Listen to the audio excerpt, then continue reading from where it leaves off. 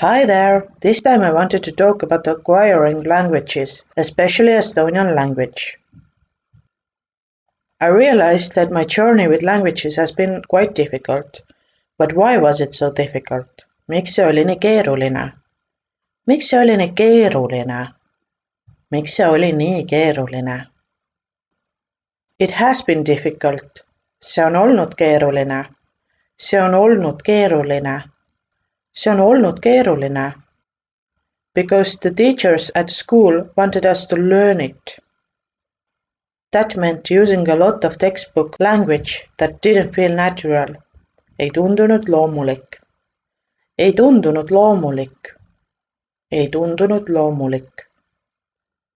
Also, we were focusing too much on grammar. Think about yourself. Mõtle enda peale. Mõtle enda peale. Mõtle enda peale. Do you really process before saying something that, oh, I'm going to use the past perfect in my next sentence? Or do you just say things? The times were, of course, different back then when I was in school. There were tapes with some made-up conversations. But nobody talks that way. Keegi räägi nii. Keegi räägi nii. Keegi räägi nii. So one reason it was difficult to me was I didn't really hear that much of an everyday language. Ma tegelikult ei kuulnud nii palju igapäevast keelt. Ma tegelikult ei kuulnud nii palju igapäevast keelt. Ma tegelikult ei kuulnud nii palju igapäevast keelt. And I was scared. Ma kartsin. Ma kartsin. Ma kartsin. I was so afraid of the teachers actually, and I didn't want to become a laughingstock in the classroom. I was so scared to make mistakes in front of everybody. But learning is just one method that isn't working for everyone. It didn't work for me. See ei toiminud minu jaoks. See ei toiminud minu jaoks. See ei toiminud minu jaoks. But what would work? Mis toimiks? Mis toimiks? Mis toimiks? I gained my confidence with English while watching movies and different series without subtitles and heard the language in use. I also worked through many scientific articles in English to get my bachelor's degree. That took me hours and hours, but that's where I got most of my vocabulary. So working with the text, töötamine tekstiga, töötamine tekstiga, töötamine tekstiga helped me a lot. But that's not only with my English. I have also studied Russian for 6 years, and I've always said I only speak just a little bit. Ma räägin ainult natukene. Ma räägin ainult natukene. Ma räägin ainult natukene. Ja только чуть-чуть говорю. When I watched the series in Russian language, I noticed in my surprise minu üllatuseks. Minu üllatuseks. Minu üllatuseks. I started to speak more of that naturally, and also I wasn't so afraid anymore. After I was introduced to the YouTube channel Learn English with Bob to Canadian, I understood the difference between learning and acquiring. It really hit me then. I have never liked learning languages, but I would love to acquire them. Neid omandada. Neid omandada. Neid omandada. For me, the most important way to acquire a language is to listen. Kuulata. Kuulata. Kuulata. I would recommend to listen some stories. Many Estonians read books. Loevad raamatuid. Loevad raamatuid. Loevad raamatuid. But we also like to listen to them when one actor reads a book out loud in the radio. There are many records made over the years. We call them a sequel. JÄRJEJUTT. JÄRJEJUTT. JÄRJEJUTT. I listen to the sequel. Ma kuulan järjejuttu. Ma kuulan järjejuttu. Ma kuulan järjejuttu. They are listed on our national TV and radio website jupiter.err.ee raadioteater. ERR means Eesti Rahvusringhääling, Estonian Public Broadcasting, and the content is free for everyone to listen. Raadioteater is radio theatre, meaning there are more than one actor and they rather play it out than just read. It's a thing here with a very long history.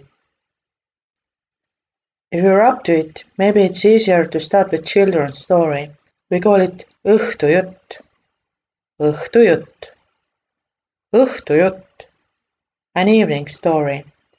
When I was a child, there was always a story for children in the radio about 9 o'clock in the evening.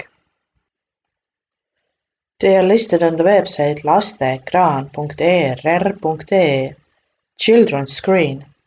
Laps is a child, ekraan is a screen. Search for õHTUJUTT.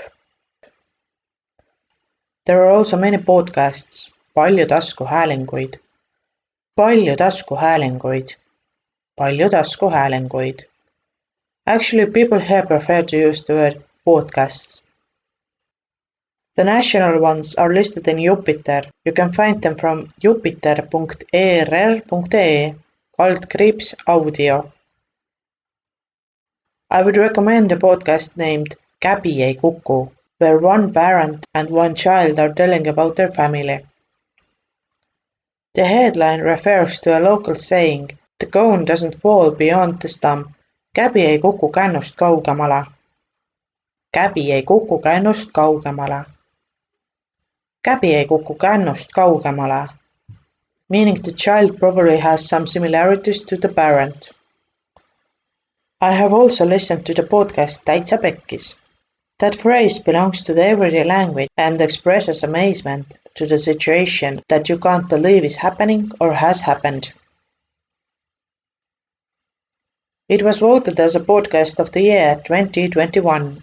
It's about real people and their real stories, their struggles and how they came out of them.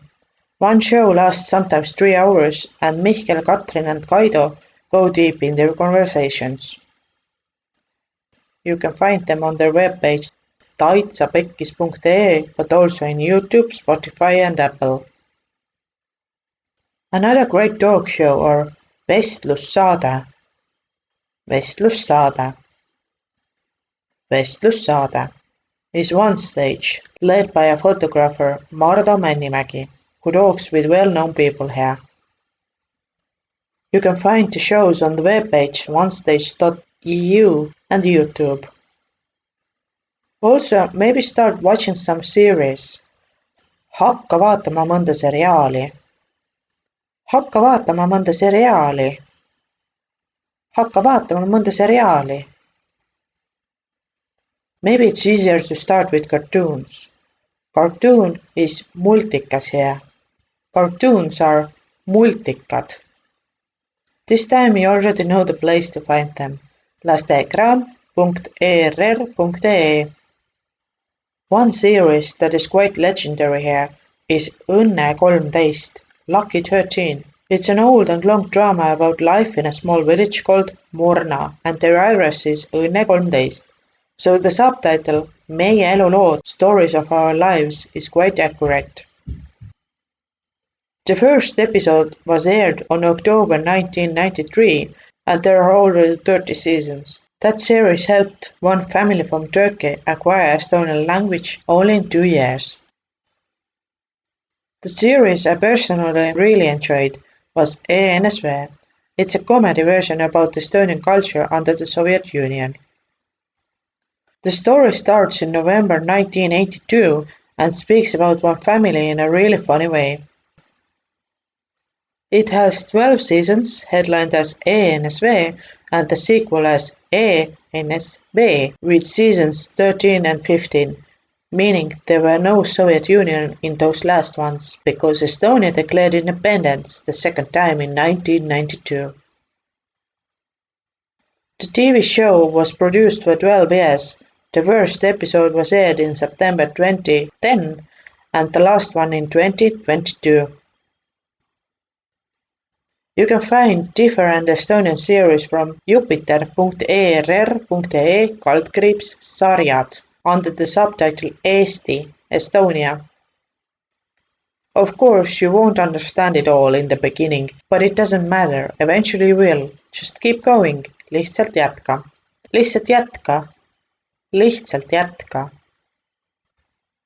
When you already understand something, saad midagi aru. Saad midagi aru.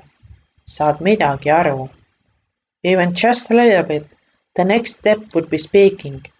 Search for the buddy you could practice with. There's a saying, there's at least one Estonian in every harbor, so chances are you will find someone in your country. After that, a parallel to speaking, maybe practice some reading. You can find Estonian books, for example from the store, rahvaraamat, meaning literally people's book. The webpage is rahvaraamat.ee. Only after that, if you need to know how to write kirjutama, kirjutama, kirjutama, learn that part as well. But I would say all the rules and cases, they should be far in the end, if at all. In my opinion, it's really advanced level to know the rules as well. I mean, for everyday use, there's no need to know why you say something. Instead, you should know how to say it. Kuidas seda öelda? Kuidas seda öelda? Kuidas seda öelda? Make it fun. Tee see lõbusaks. Tee see lõbusaks. Tee see lõbusaks. Think what interests you and search for the vocabulary based on that. Integrate the acquiring process in your life in some level. For example, if you keep a diary, try to translate some parts of it into Estonian. Or record your thoughts and try to speak as much as possible in Estonian. Doesn't matter where you are in your process. It's your process, there's no deadline. And you are allowed to make mistakes. That's okay. See on okay. See on okay. See on okay. Estonians really appreciate when you at least try to speak our language, even more when you want to understand our culture. That's all for today. Aitäh, thank you so much for listening and see you next time. Bye!